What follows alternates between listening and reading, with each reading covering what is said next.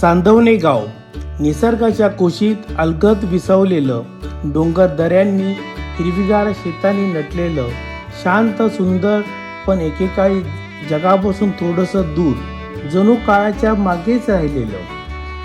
पूर्वी इथल्या सीमांना आकार देत होत्या त्या वाहत्या नद्या आणि उखडलेले कच्चे रस्ते. गावात येणं जाणं म्हणजे जणू एक छोटी मोहीमच असायची. जो जुना अरुंद पूल आमच्या बाहेरच्या जगाशी असलेला एकमेव दुवा, पण तोही इतका कमकुवत की प्रत्येक वेळी त्यावरून जाताना मनात एक अनामिका भीती दाटून यायची. शिक्षणासाठी असो वा रोजगारासाठी पायपीट ही आमची सोबत. सकाळच्या कोवळ्या उन्हात किंवा दुपारच्या तळपत्या उन्हात 2-2.5 किलोमीटर चालणं हे रोजचं वास्तव्य होतं. पावसाळा आला की तर परिस्थिती आणखी बिकट व्हायची. फुगलेली नदी, घसरडे चिखलाचे रस्ते आणि वाहतुकीचा पूर्ण ठप्प झालेला संपर्क, हे सगळं आमच्या प्रगतीच्या वाटेत भिंत बनून उभं राहायचं. पण काळ बदलला आणि त्यासोबत आमचं गावही. आज चांदवणे गाव नव्या रूपात उभं आहे. मजबूत रुंद रस्त्याचं जाळं आणि भव्य सुरक्षित पूल हे केवळ बांधकाम नाही, तर आमच्या आयुष्याला मिळालेली नवी दिशा आहे. जिथे एकेकाळी तासनतास लागायचा, तिथे आता काही मिनिटातच पोचता येतं. प्रवास सुलभ झाला आहे, वेळ वाचू लागला आहे आणि संधीचे दरवाजे आपोआप उघडलेले आहे. या बदलाचा सर्वात मोठा फायदा झाला तो शेतकऱ्यांना. त्यांच्या कष्टाचं फळ आता वेळेत बाजारपेठेत पोचतंय. तरुणांना शिक्षण, नोकरी आणि नव्या स्वप्नाच्या शोधात पुढे जाणं सोपं झालं आहे. गावात नवीन ऊर्जा, नवीन आत्मविश्वास निर्माण झाला आहे. हा बदल फक्त रस्ते, पूल किंवा सुविधांचा नाही, तो आमच्या विचारांचा, आमच्या ध्येयाचा आणि आमच्या जगण्याच्या पद्धतीचा आहे. एकेकाळी दूर वाटणारे चांदवणे गाव आज विकासाच्या मुख्य प्रवासी खांद्याला खांदा लावून उभा आहे. इथून लांब किती आजी? लांब किती चांदवणं तरी? चांदवणे हे काय दिसतंय इथून समोर का? चपाट एक दिसतंय ती. रस्ता हाच ना? रस्ता हाच का? हा. हे गाव कुठलं आहे आजी? हा? हे गाव कुठलं आहे? हे खुलशी. खुलशी. गावात प्रवेश करताच आपल्याला जो दिसत आहे एक जुना आणि एक नवीन पूल. जुन्या पुलाची खूप अवस्था बेकार झालेली आहे, ती कधी पडेल याची काही गॅरंटी नाही आहे. तसेच आपल्याला समोर दिसत आहे भाटघर धरणाचं बॅकवॉटर आणि शेती पूर्णपणे आता नांगरलेले आहे.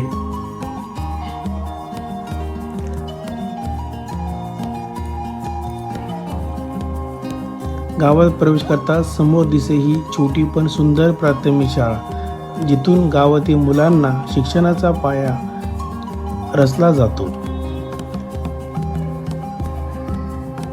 आत येताच आपल्याला बैलजोडी दिसते, त्याच्या मदतीने शेतातील शेणखत वाहून नेलं जातं. गावात अजून पारंपरिक शेती पद्धती जपल्या गेल्या आहेत.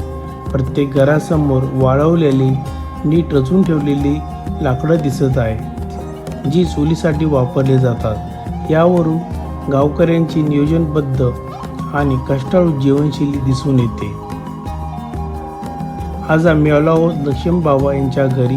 त्यांच्या घर शोधत आम्ही इथे पोचलो आहोत. घरासमोर बैलजोडी, लहान वासरं आणि एक मोठं फणसाचं झाड दिसत आहे. सिमेंट आणि दगडाचं मजबूत घर आणि समोर छोटंसं सुंदर अंगण, असे त्यांचे साधे व सुंदर घर आहे.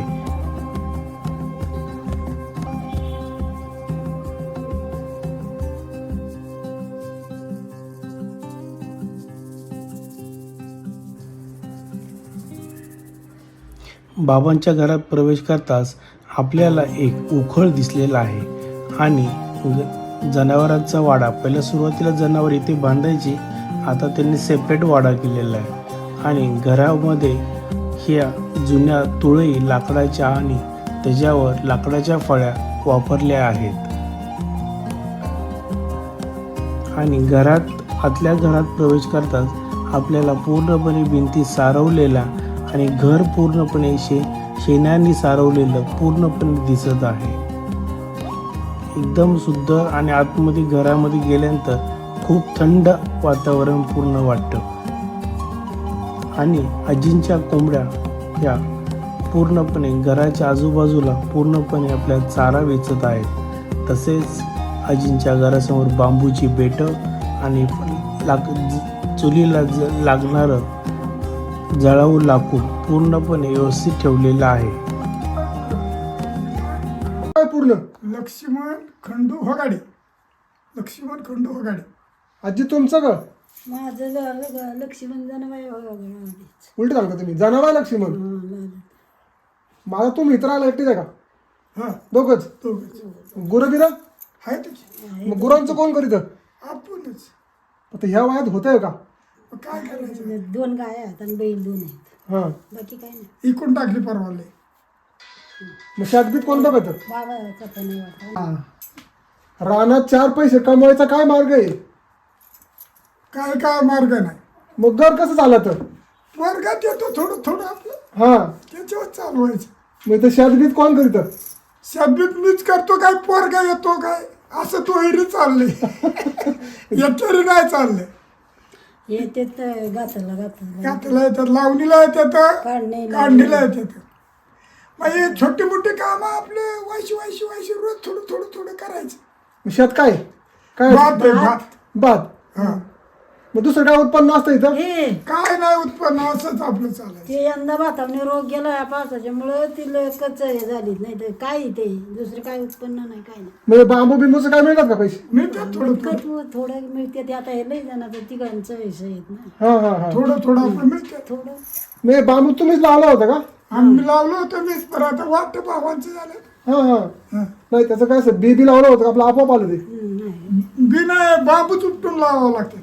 बरं बरं बरं हा मग त्या बांबूमुळं ते बांबू उगवतात हा बांबूमुळं बांबू. मग इथं तुम्ही शेत करताय तर जनावरांचं काय बी असतं का ते काय वाघाचं बी असतं ना. किंवा डुकरा बिकरांचं काय डुकरं तर भारी. डुकरं लय वनवस देतात. डुकरं लय वनवस देतात. मग तुमचं हे इथंच घर होतं पहिल्यापासून हो इथंच. मग रस्ता आता झालाय मग तुम्हाला जायची याची अडचण नव्हती का? पायानं जायचं माणूस वाटेनं. बाजार आणायचं झालं की माणूस वाटेनच आणायचा. भात भातवा न्यायचं तरी माणूस वाटेनच न्यायचं. मग तुम्हाला बाजार कुठला होता बाजार तसा जवळ गेलं पण आमचा तालुका भोर. राहायला बोरात राहायला बोरत बाजारला गेलं. मग इथून वेळेला इष्टी हायवे गेलेला इष्टी आहे ना पलडल्या गावातून. आमच्या इथं नाही ते पलडल्या गावात हा हा हा मग ती गुहिणी इष्टी वेळेला जाते गेलेलं आहे. मग तिकडून अशी जाते ती. मग तुम्ही राहायला बोरा बंदीन बाजार करायला गेल्या मोठी पण आता इष्टी होती मग पूर्वी काय होतं पूर्वी पायान जायचं गेले. अरे बापरे हा पाय.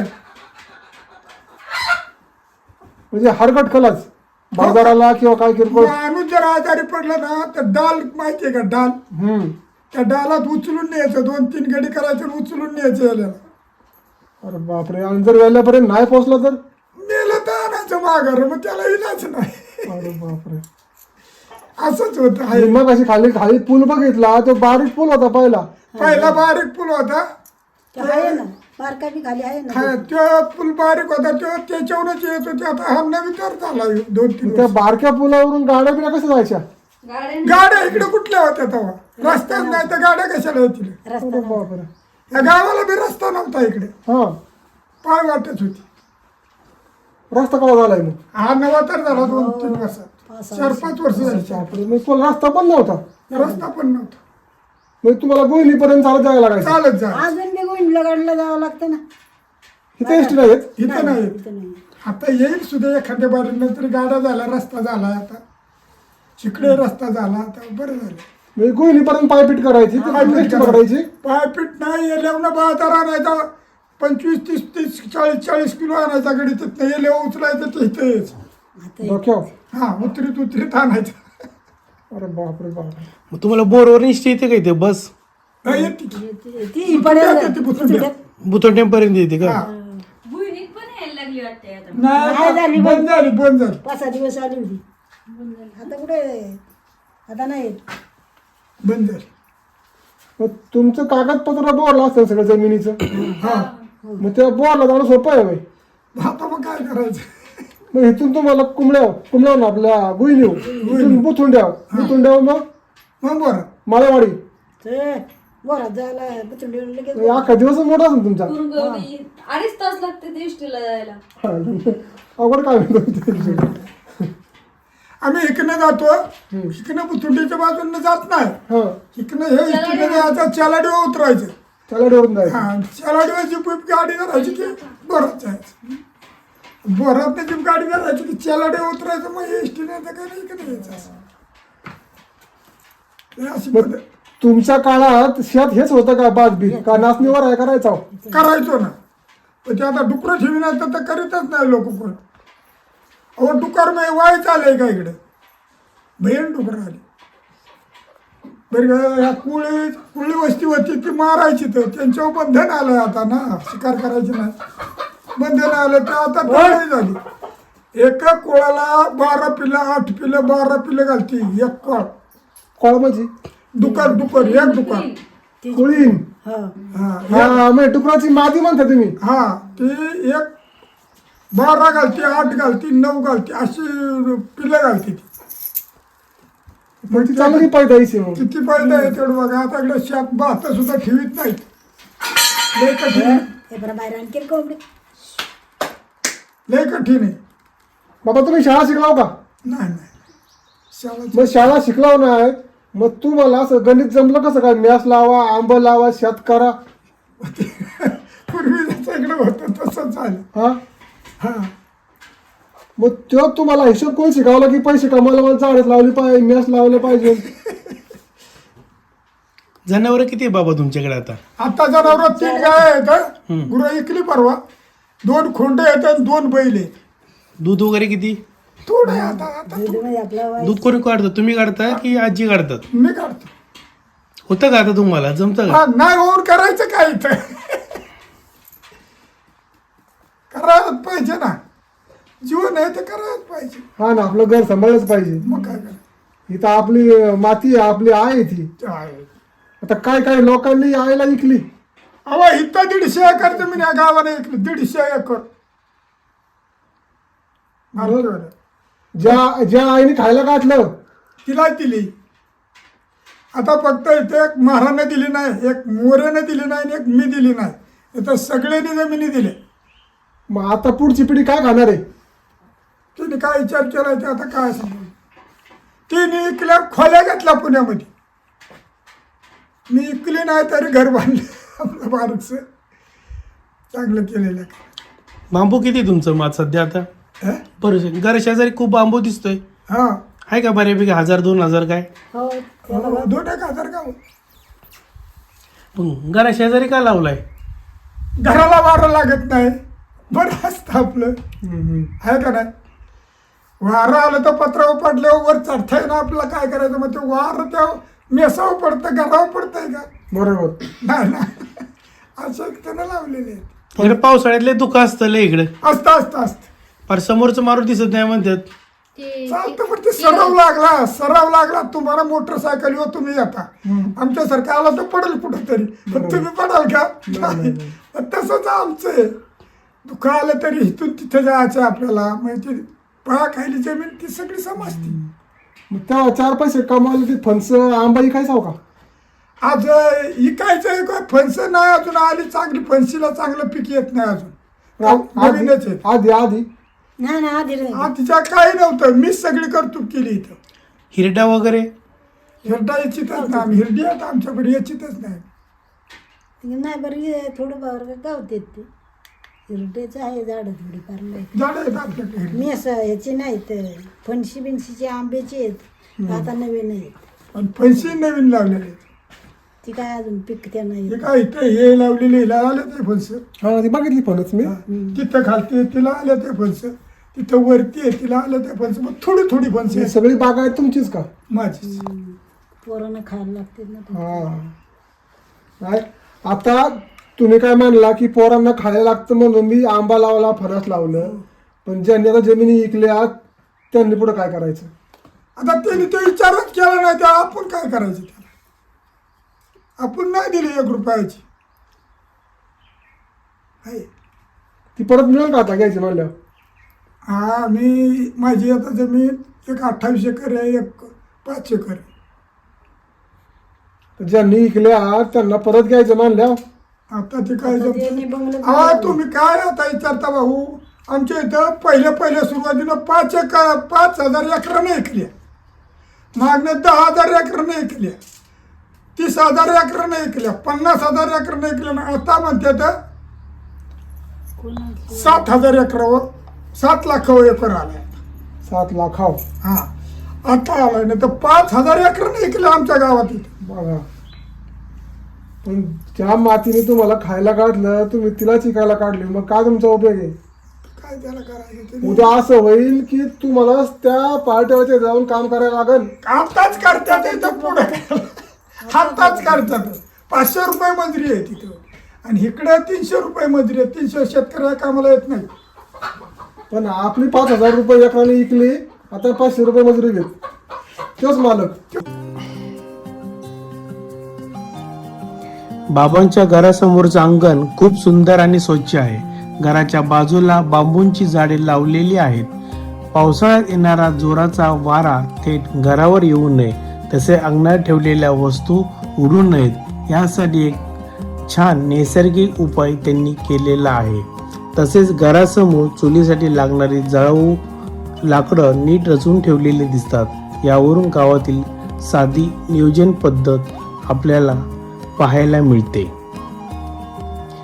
बाबांनी आपल्या जनावरांपासून मिळणारे शेणखत व्यवस्थित वाळत टाकलेलं आहे.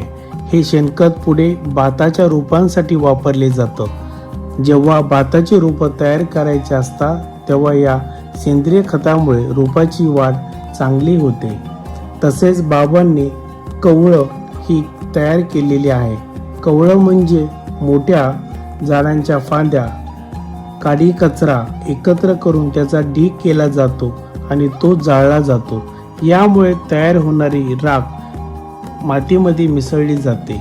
इथली माती लाल असल्यामुळे ही राख आणि शेणखत मिसळल्याने माती अधिक सुपीक होते आणि भाताच्या बियांसाठी योग्य तयार होते. त्यामुळे रोप चांगली उगवतात आणि पुढची शेतीही चांगली होते. अशा प्रकारे बाबांनी पारंपरिक पद्धतीने शेताची पूर्ण तयारी केलेली आहे. बाबांच्या घराशेजारी आपल्याला एक बैलगाडी दिसत आहे. शेतातील विविध कामासाठी आणि वाहतुकीसाठी या बैलगाडीचा उपयोग केला जातो. बाबांकडे सर्जा राजा अशी सुंदर बैलजोडी आहे आणि त्यांच्या मदतीने ही बैलगाडी चालवली जाते. शेतातील माल ने आण करणे, खत वाहून नेणे अशा अनेक कामासाठी ही खूप उपयुक्त ठरते. आजकाल अशी गोष्ट आपल्याला शहरामध्ये किंवा आधुनिक ठिकाणी फारशा पाहायला मिळत नाहीत. पण या खेडेगावात अजूनही पारंपरिक पद्धत काही प्रमाणात टिकून आहे आणि हे पाहणं खरं खूप खास वाटतं. बाबांनी आपल्या जनावरांसाठी चारा ठेवण्याची एक छान व्यवस्था केलेली आहे. त्यांनी लाकडाची एक उंच मांडणी म्हणजेच माची तयार करून त्यावर चारा साठवून ठेवला आहे. उन्हाळ्याच्या दिवसात जनावर बहुतेक वेळा मोकळी सोडलेली असतात. त्यामुळे ती साठवलेला चारा खाऊ नये किंवा वाया जाऊ नये यासाठी बाबांनी ही उंचावर चारा ठेवण्याची पद्धत वापरली आहे. यामुळे चारा सुरक्षित राहतो आणि गरजेनुसार जनावरांना दिला जातो. गावाकडे अनेक घरांमध्ये कोंबड्या पाळल्या जातात. त्यांच्यासाठी डालगे म्हणजे कोंबड्यांना राहण्यासाठी खास जागा तयार केलेली असते. सध्या कोंबड्यांना कोणतेही रोग होऊ नये तसे त्यांची विष्ठा सगळीकडे पसरू नये यासाठी आजींनी डालग्यामध्ये राख टाकली आहे. राखेमुळे जागा कोरडी आणि स्वच्छ राहते. तसेच जंतू कमी होण्यास मदत होते. तसेच एका ठिकाणी आजींनी पूर्ण डालगं व्यवस्थित सारून साफ करून ठेवलेलं आहे, जेणेकरून कोंबड्या स्वच्छ आणि सुरक्षित वातावरणात राहू शकतात. गावाकडच्या माणसांचं खरंच अतिथी देवो भव ही परंपरा मनापासून जपतात. आम्हाला इथून निघून देत नव्हते. आजींनी अगदी प्रेमाने आमच्यासाठी पटकन 2 भाकऱ्या मेथीची भाजी आणि सोबत थंडगार ताक तयार केलं. त्या साध्या पण मनापासून बनवलेल्या जेवणामुळे आमचं मन अगदी प्रसन्न झालं. त्यांचा छोटासा पण खूप नीटनेटका संसार पाहून खूप छान वाटलं. कपडे भांडी सगळं किती सुंदर पद्धतीने मांडलं होतं. आजी आणि आजोबा दोघांचाही खूप आग्रह होता, जीवनच जायचं. त्यांच्या या प्रेमळ आग्रहामुळे आम्ही खूप भावुक झालो. अशा सध्या प्रेमळ आणि मनमोकळ्या लोकांमुळे गावाकडचं आयुष्य खास बनतं. आम्ही निघताना आजींनी पुन्हा यायला सांगितलं आणि आम्ही त्यांना नक्की पुन्हा भेटायला येऊ असे वचन दिलं आणि आम्ही घरातून परतीचा प्रवास स्टार्ट केला.